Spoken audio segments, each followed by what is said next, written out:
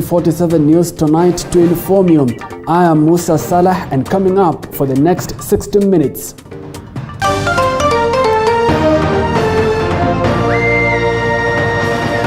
Tonight, Interior CS Fred Matiang'I accuses Deputy President William Ruto of exercising the sympathy syndrome and denied that the DP's security was downgraded. 257 police officers manned Ruto's homes and businesses.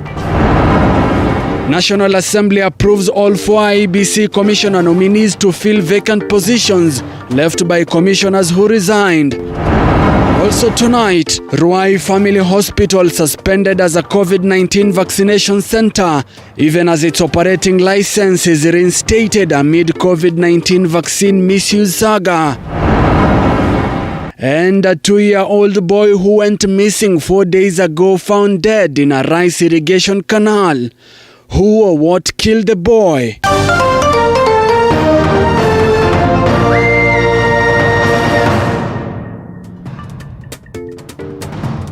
Welcome to the broadcast. Mini Mbesa is our sign language interpreter. TV 47 News Tonight begins right now. The National Assembly has approved the 4 IEBC commissioner nominees to fill the positions in the Independent Electoral and Boundaries Commission IEBC. The National Assembly also approved Nicodemus Ojuma Anyang, Christine Kahindi, Sharon Kisire, and Senta Wafuho and Salesa Adano as the new Teachers Service Commission members. The legislators have urged the commissioners to keep off regional interests and serve Kenyans diligently. Give me the number of total number of members present and around. On a special sitting Wednesday afternoon, the National Assembly approved 4 IEBC commissioners after being vetted and their names submitted to the Speaker of the National Assembly. This House approves the appointment of the following persons as members of the Independent Electoral and Boundaries Commission. 1. Ms. Juliana Wonge Cherera, Mr. Francis Madenge Wanderi, Ms. Irene Cherop Masit, and Mr. Justus Abonyo Nyangaya. Will as many as of that opinion say aye? Aye. Will as many as of a contrary opinion say nay? None. The ayes have it. The ayes have it. Majority Leader Amos Kimunya has urged the electoral body to be keen on matters delimitation of the constituencies, insisting some constituencies might be scrapped off since BBI is on a break time, yet it could be the medicine of the contentious constituencies affair. So I would like to urge IEBC, the new IEBC, to take this matter seriously. And if possible, to do it as early as possible. Not wait until the far end, because it's going to be emotional. There are constituencies that will lose or will be scrapped because of the population quota. Speaker, let me come to a very critical point, that the people in this country are being cheated, that the Constitution gives IEBC, and the courts have upheld that position, that it is IEBC that will do delimitation. It is not a group that sits in a corner calling themselves BBI. It is not the president as the head of the executive. It's not the judiciary. It's not parliament. It is in Article 89, sub-article 4. The electoral body has been warned over trying to deliver doubtful election come next year general election, as it was witnessed during the 2017 post-election violence. Not start thinking about that I was nominated from Mount Kenya, so I must serve the interest in the commission of the Mount Kenya community. Or I was nominated from the coast, so I must serve the people of the coast. We expect that all these commissioners will, as they take their oath of office, as they serve, they will bear allegiance to the Republic of Kenya. The National Assembly also approved the 5 nominees to serve in the Teacher Service Commission. Nomination of Nicodemus Ojuma Anyang, Christine Kahindi, Sharon Kisire, and Senta Wafuko and Salesa Adano will be replacing Beatrice Adu, Mbarak Twahir, Kinoti Manyara, Albert Ekipara, and Tachegolo, whose terms expired on March 19th. Will as many as of that opinion say aye? Aye. Does many of contrary opinion say nay? The ayes have it. Nonetheless, the commissioners urged the 5 commissioner to contribute in bringing sanity and end the contentious issues surrounding TSC, NAT and KUPPET. And to heal that, Mr. Speaker, we call upon the commissioners to work closely with the relevant bodies when it comes to matters of education. And this is the NAT, this is the KUPPET, the Parents Association, so that it can work in a harmonious way, Mr. Speaker. Paul Kirobi, TV47, Nairobi. The order to close Ruai Family Hospital has been vacated, with the hospital's license now being reinstated by the Kenya Medical Practitioners and Dentists Council. However, KMPDC has suspended the hospital as a vaccination center with immediate effect, with a vaccine audit of the 320,000 vaccines to be conducted at the hospital in the next 14 days. Zainab Mohammed with the details. Hours after the operating license of the Ruai Family Hospital was revoked, the order has been vacated following the appearance of the hospital's management before the Kenya Medical Practitioners and Dentists Council.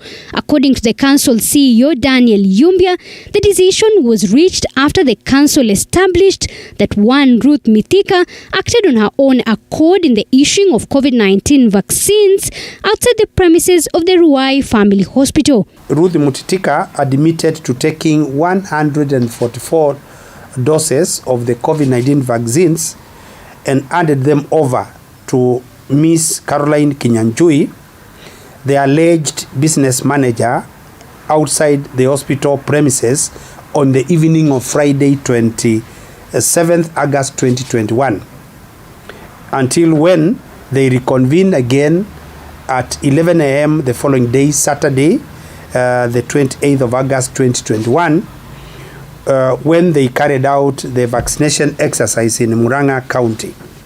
The committee also noted that MS Caroline Kinyanjui is neither a healthcare worker nor is she an individual authorized under law to handle COVID-19 vaccines. KMPDC has, however, suspended the hospital as a vaccination center and ordered a vaccine audit to be conducted at the hospital in the next 14 days to establish the use of 320,000 vaccines received by the hospital from the Ministry of Health. The hospital, in that line, is required to, 1, conduct an audit of all COVID vaccines received and given to members of the public, and give a report to the chair of the Kenya Medical Practitioners and Dentists Council within the next 14 days. Number 2, they submit evidence of standard operating procedures on accountability and documentation on the chain of custody for the COVID-19 vaccines. Mithika will be undergoing further investigations by the Department of Criminal Investigations, DCI, as the hospital welcomes the move by KMPDC to reinstate its operations. This comes as a relief both to us, to our patients, to our clients, and the entire community that depends on this institution. We will continue offering the same services we have always offered. We will continue making it better because we believe Rome was not built in a day. That said and done, we hope and we will abide by the arms of the government that have been instituted to conduct the investigation. Any evidence needed we will provide as an institution, and we hope this matter will come to a final conclusion. Ruai Family Hospital is the first hospital to be investigated over the misuse of COVID-19 vaccines, as the Ministry of Health warns that anyone found partaking in the sale of the vaccines will face the wrath of the law. Zainab Mohammed, TV47. Well, switching gears to politics, Interior CS Fred Matiang'I has dismissed claims that last week's withdrawal of GSU officers from Deputy President William Ruto's residences was meant to downgrade the second-in-command security.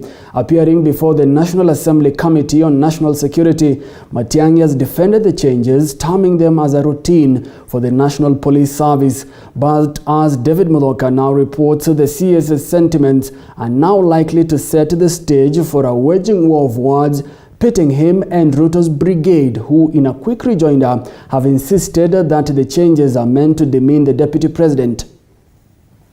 In a rare appearance before the National Assembly Committee on Security, Interior Cabinet Secretary Fred Matiang'I on Wednesday poured cold water over claims that Deputy President William Ruto's security has been downgraded. This follows Thursday's replacement of elite GSU officers who were guarding the second-in-command's residences by their counterparts from the administration police, a move that has hitherto sparked a nationwide debate, with members seeking to find out whether the changes were legal and why they happened just months to the next general elections. Matiang'I defended the controversial changes that seemed to target Ruto's outer layer security, comprising of his official and private residences. The law is clear, the record is there. You know, the state pensions and state houses that are supposed to be protected by GSU.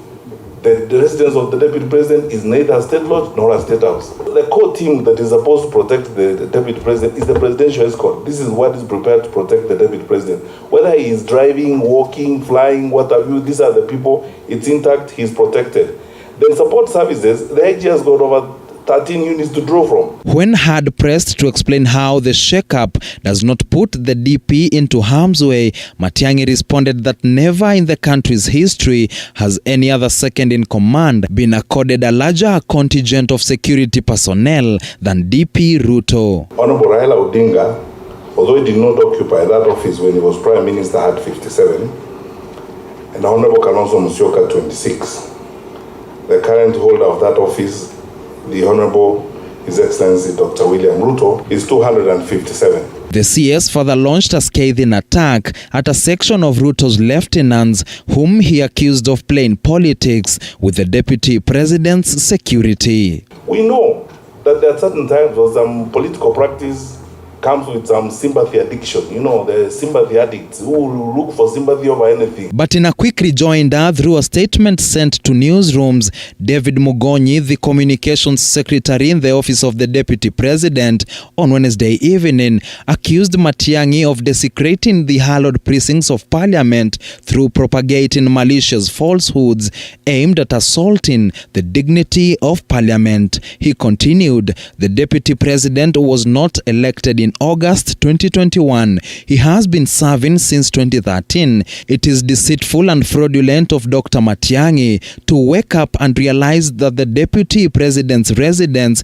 is not a protected area and not entitled to GSU protection. The salvo coming against the backdrop of claims by Matiang'I before the Security Committee that the DP's side has been hiding behind the media to attack top security officials in the country.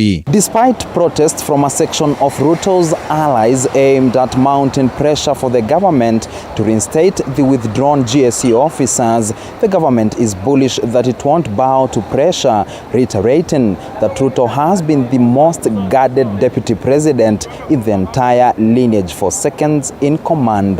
David Mudhoka, TV 47, Nairobi. Well, David Mudhoka's report takes us to a short commercial break, but we'll be back with more. Do stay with us.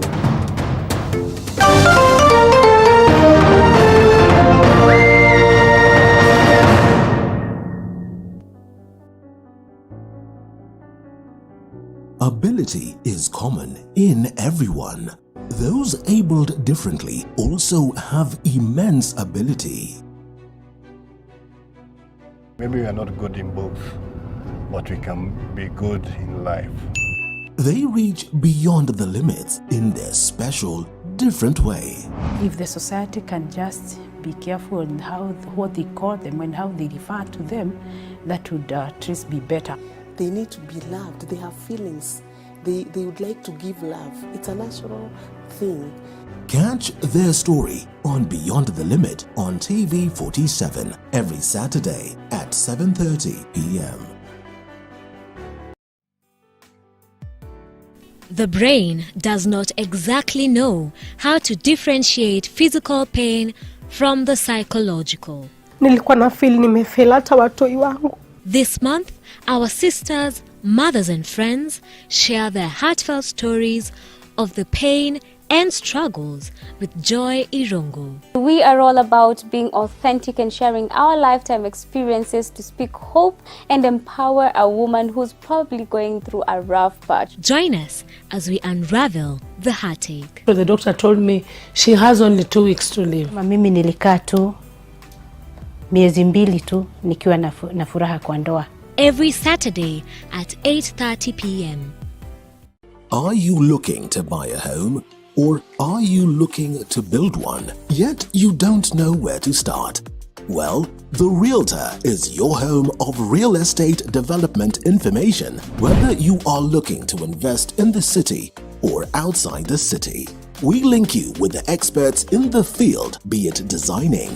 We have also a very nice lighting and then gypsum decoration on the top of the ceiling. Roofing. When you involve a professional in your construction, there is a difference. Project that has been delivered by a professional person and a project that has not been delivered by a professional person. Interiors.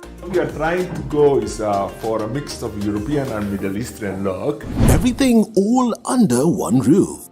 Join us every Tuesday at 7:30 p.m.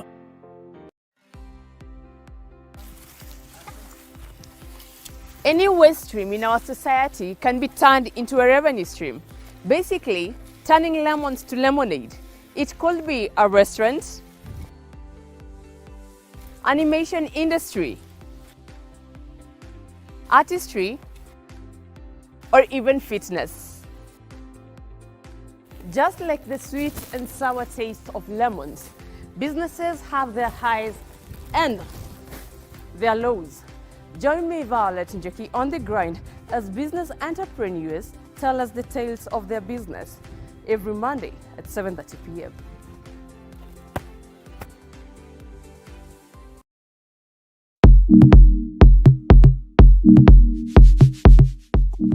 Our version of Kilimo Diaries is different. Crops, livestock, all working together. Everything has a purpose, from land preparation, management, and not forgetting the market space.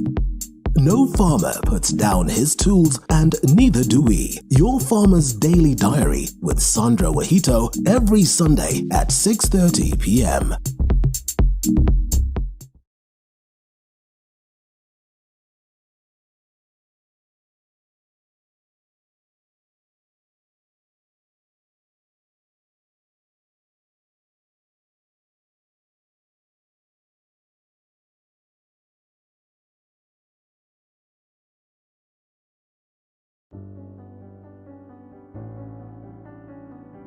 Ability is common in everyone.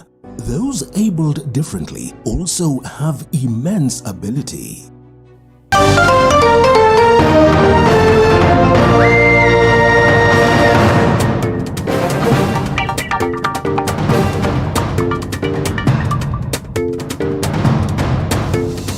Alright, welcome back. You're watching TV 47 News Tonight. Keep talking to us. 22047 is our SMS line. You can also find us on social media at TV47 Kenya on Facebook, as well as at TV47K on Twitter. The hashtag to use is always News Tonight. Now, revelations by Interior Cabinet Secretary Fred Matiang'I that Deputy President William Ruto is one of the most guarded VIPs in the country, with 257 security officers, has poked holes into Ruto's multi-billion shilling properties. And although Matiang'I claims the number of security officers at one's disposal is determined by the number of properties he or she owns, the Deputy President's allies believe the special committee sitting was a window to deliberately open to cast a shadow on Ruto's hustler narrative. Sorry, Dr. Teglatum. The 3-hour-long National Assembly Departmental Committee on Administration and National Security Special Inquest had Interior Cabinet Secretary Dr. Fred Matiang'I on the hot seat to explain the withdrawal of GSU officers from Deputy President William Ruto's current residence and replacement with officers from the Administration Police Unit. Matiang'I revealing that the Deputy President is one of the most protected leaders in the country, with 257 officers divided into 3 layers, working round the clock to ensure the second-in-command safety wherever he goes. The first layer comprising of the Presidential Escort Unit.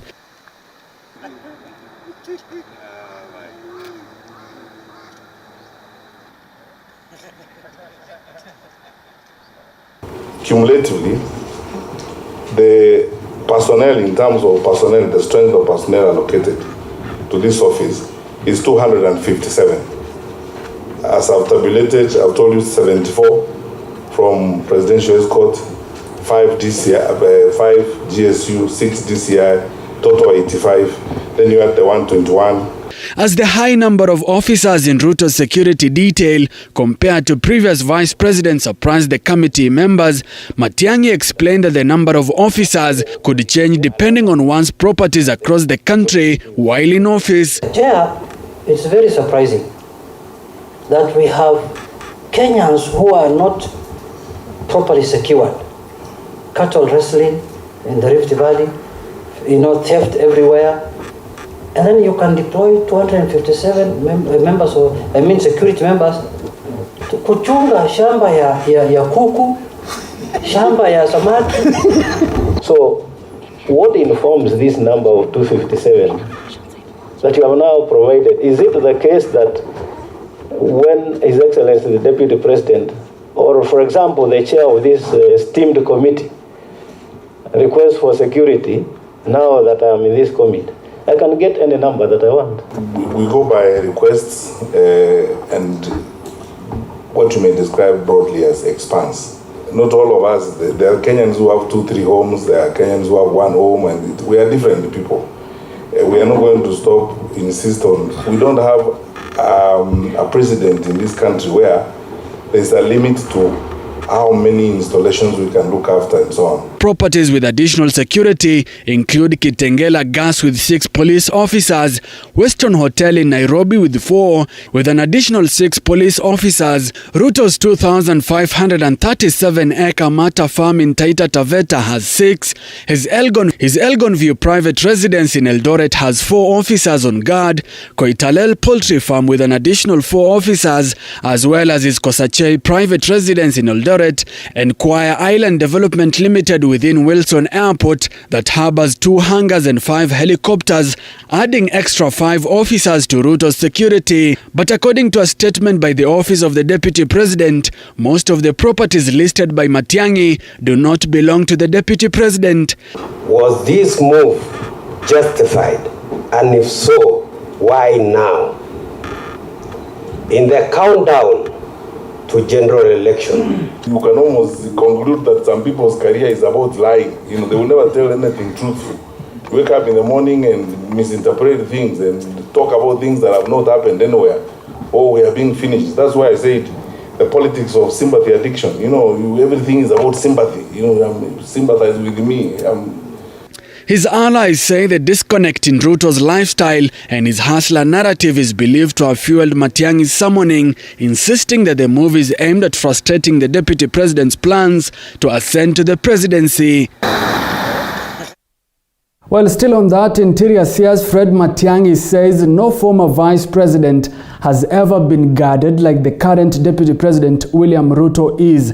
Let's take a look at the former holders of the office and their security details. First on the list is Jaramogi Oginga Odinga, who served between 1964 and 1966 and had 30 officers tied to his security detail. Next on the list was Joseph Murumbi between 1966, of course, and had about 22 officers attached to his security detail. Of course, next in the line was former President Daniel Moi, who served as Vice President between 1967 and 1978 and had 34 officers, the highest so far in the list. And of course, next was, former President Mwai Kibaki, who served as Vice President between 1978 and 1988 and had 26 officers to his belt. And of course, next on the list was Josephat Karanja, serving between 1988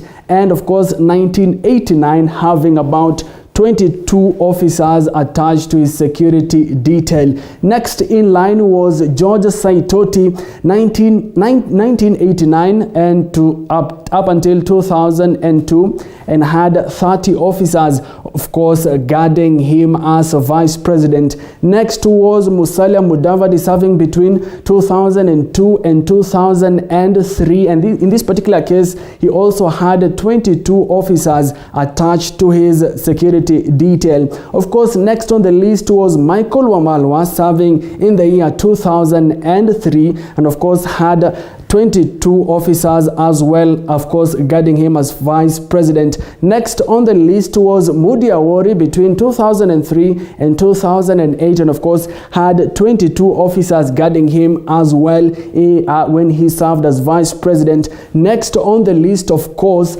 was Raila Odinga when he served as prime minister between 2008 and 2013, and had the highest so far, 57 officers securing him as a prime minister during that particular time. Now, William Ruto, the current deputy president, from 2013 to date has 257 officers attached to his security detail, the highest so far according to CS Matiang'I. And now William Ruto, who according to CS is served by 257 officers, and however the CS says this is according to the number of properties owned by the occupant of the office. Now let's move on. A 2-year-old boy who had been missing since Sunday afternoon in Kutu's Kirinyaga County has finally been found dead in an irrigation water canal at Kabatiro village. And as Willie Dennis Njeru now reports, the family believes their son was killed and dumped in the canal.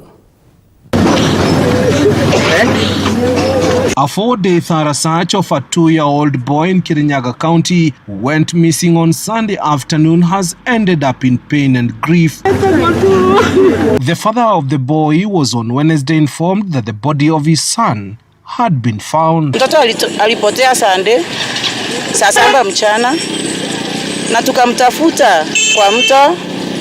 Tumekuwa tukimtafuta, lakini sasa leo asubuhi ndio amepatikana. Mamake alikuwa anataka kumchukua amuoshe ili aweze kulala. Mamake ndio alinotice mtoto amepotea, hapo akaanza shughuli za kumtafuta juu hakuwa anampata. Alimtafuta pahali popote, akamtafuta kwa mto, akamtafuta kwa choo, hata kwa nyumba zile zimejengwa na hazijamaliziwa kujengwa, akamtafuta area yote ya Kutus. Ikabidi sasa wakati kulikuwa usiku. The boy was last seen playing in the company of children outside their homestead, was found lifeless floating in a canal by passers-by at 6 a.m. Wednesday. His father alleges that the boy could have been murdered elsewhere and his body dumped in the canal. Lakini tulikuwa tumeangalia hii side yote, sasa hatukuwa tumempata, lakini leo amepatikana hii side ya Kabatero akiwa ameaga. Sasa hatujui nini kilisababisha mtoto kuaga. Hata wazazi wote tuchikane. Ukiona mtoto ambaye unaona ni peke yake, jaribu kujua ako na nani, na ujaribu kujua ameenda wapi.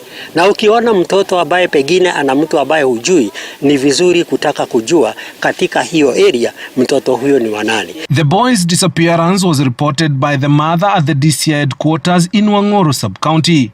Questions linger about how the boy was taken 2 kilometers away from his home without anyone noticing it. Hatujaamini vizuri yule mtoto ati ni mtu ilimpeleka, nikaa kuna mtu alimchukua akamtendea unyama kisha akamrusha kwa mto. The scene was processed by the DCI homicide unit as the body was moved to Kerugoya Hospital mortuary awaiting postmortem. Area residents are calling upon the police to live up their mandate and bring justice to the deceased and his family. Tutaomba haki itendeke ya mtoto ndio tujue nini ilifanyika kwa mtoto. Mungu ako.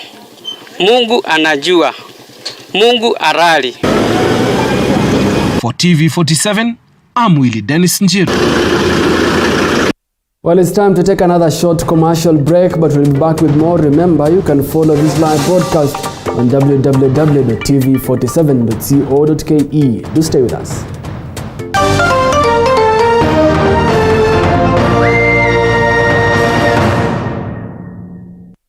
You are watching TV.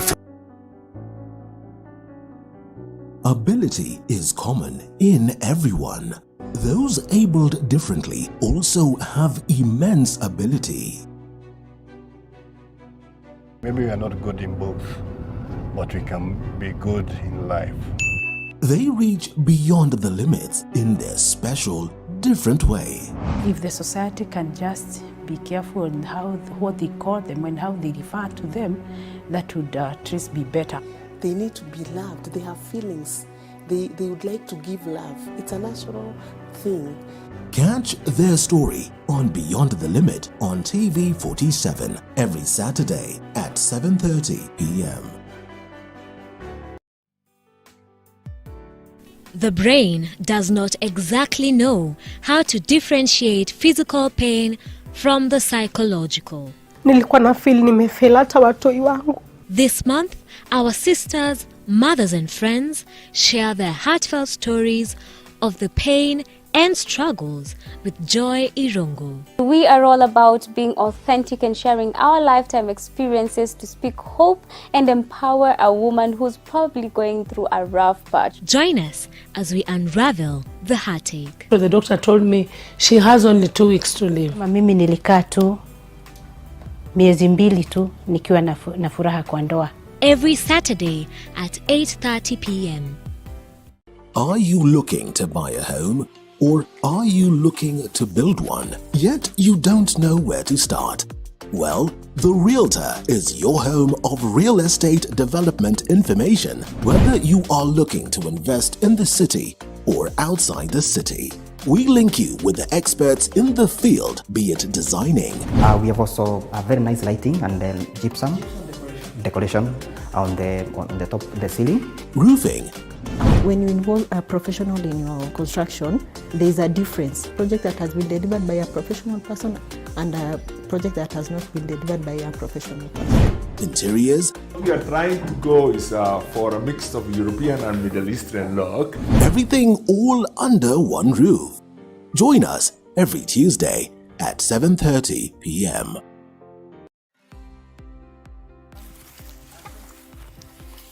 Any waste stream in our society can be turned into a revenue stream. Basically, turning lemons to lemonade. It could be a restaurant, animation industry, artistry, or even fitness.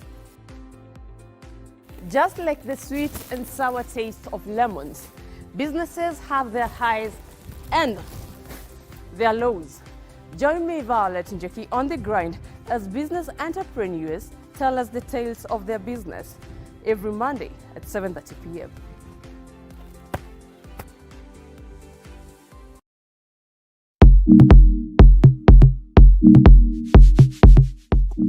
Our version of Kilimo Diaries is different.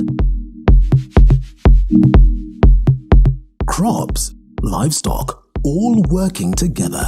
Everything has a purpose, from land preparation, management, and not forgetting the market space.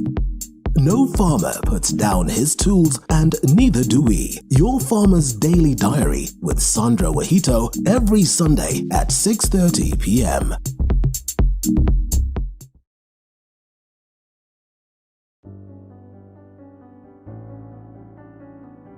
Ability is common in everyone. Those abled differently also have immense ability. Maybe we are not good in both, but we can be good in life. They reach beyond the limits in their special, different way. If the society can just be careful in what they call them and how they refer to them, that would at least be better. They need to be loved. They have feelings. They would like to give love. It's a natural thing. Catch their story on Beyond the Limit on TV 47 every Saturday at 7:30 p.m. The brain does not exactly know how to differentiate physical pain from the psychological. Nilikuwa na feel nimefeel hata watoi wangu. This month, our sisters, mothers and friends share their heartfelt stories of the pain and struggles with Joy Welcome back. You are watching TV47 News Tonight.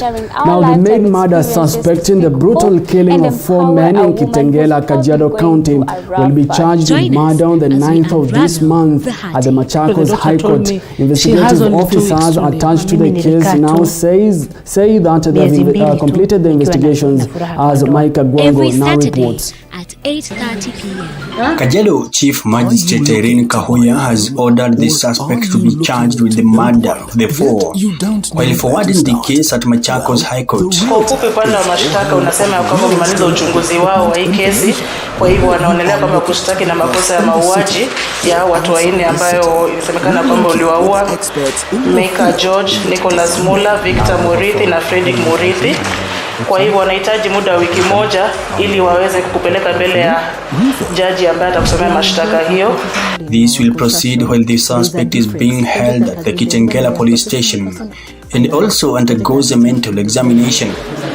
However, the family of the 4, led by Lucy Wanjiru Moreidi, the mother of the 2 of the 4 murder victims, has expressed dissatisfaction in the way the case is being handled. Wanjiru says that only 1 suspect has been arrested, despite the murder being suspected to have been committed by more than 1 person. Kutokana na ile siku hawa watu walipata ile kuliwa, is like it may take time sana, because now I think today is like 24 days.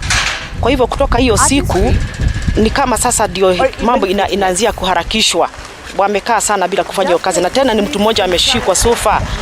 Mtu mmoja anaweza kuua watu 8, na kwa huo muda wote mtu mmoja tu ndiye ameshikwa.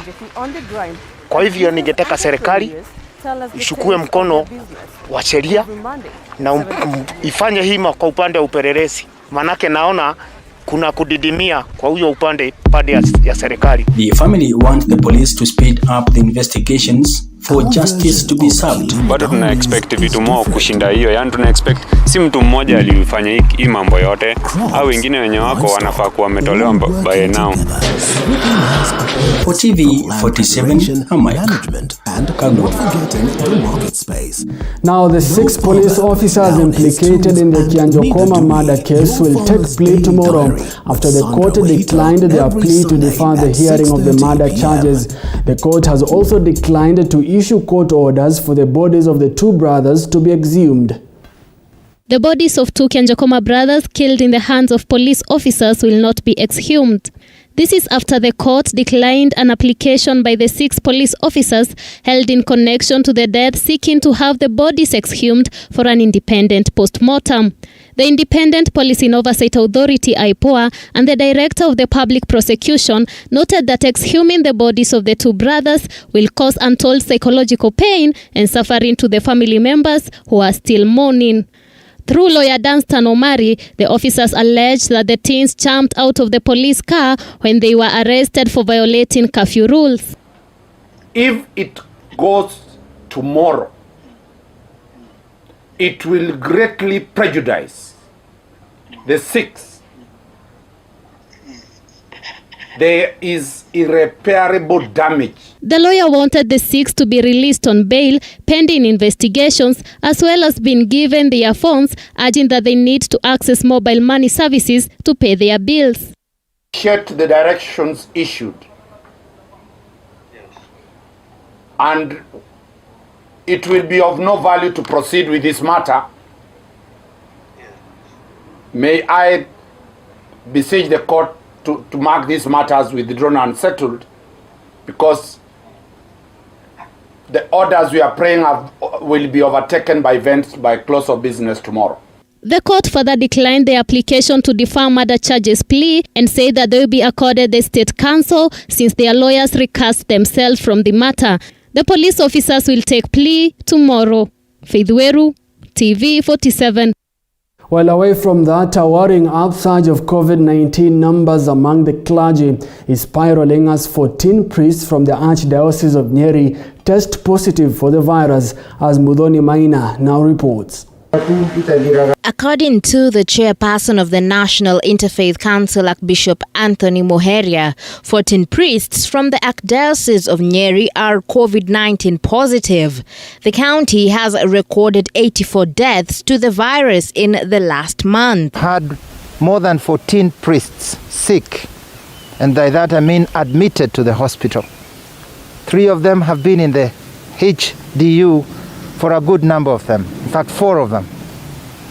And today as we sit here, we have 1 priest in the ICU in Mata Hospital, where he is on his 38th day in the ICU. What we are saying is that on the ground we realize the gravity of the situation, and we want to decry the recklessness with which we Kenyans, and especially our leaders, continue handling the COVID-19 situation. We find it unfortunate that in these times, when this pandemic is carrying out our beloved, is a time we have found it fitting to loosen and lift those measures that would protect us in the transport sector. Moheria was speaking during the burial of Father Matthew Mwaniki Ndongo, who succumbed to COVID-19 at Mathari. Moheria accused politicians of being the COVID-19 super spreaders. We are pleading to our leaders. We are pleading to our politicians. If you have a love of this nation, love of our Kenyans, please, please desist from having gatherings. Please, please postpone your popularity and campaigns. Please, please defend the life of a Kenyan. Speaking at a different event at St. Peter's ACK in Nyeri, Evangelical Church's chairperson Bishop Mark Kariuki echoed similar sentiments, saying they will not allow politicians to step into the pulpit, noting that pollution in the church will not be tolerated. We do not want politics in the church, and we do not want politicians to go and lie to our people in the name of elections. We are saying, you do what you are called to do, but keep the altar free from pollution. Today, 1,018 people have tested positive for the coronavirus disease from a sample size of 9,347 tested in the last 24 hours. The positivity rate now stands at 10.9%. Muthoni Maina, TV 47. Well, thank you, Muthoni Maina, for that report. Now, leaders from Kiambu County, led by Governor James Nyoro, are now accusing the Form 1 selection panel of discrimination in the Form 1 placement process, disadvantaging students from Kiambu County. Speaking at the county headquarters, Governor Nyoro pointed out that Kiambu County has the highest number of national schools, but students from the county are still finding it hard to be admitted to national schools. Tumesema machifu wetu na makia miaro kwe AMC atotwarithia hau age.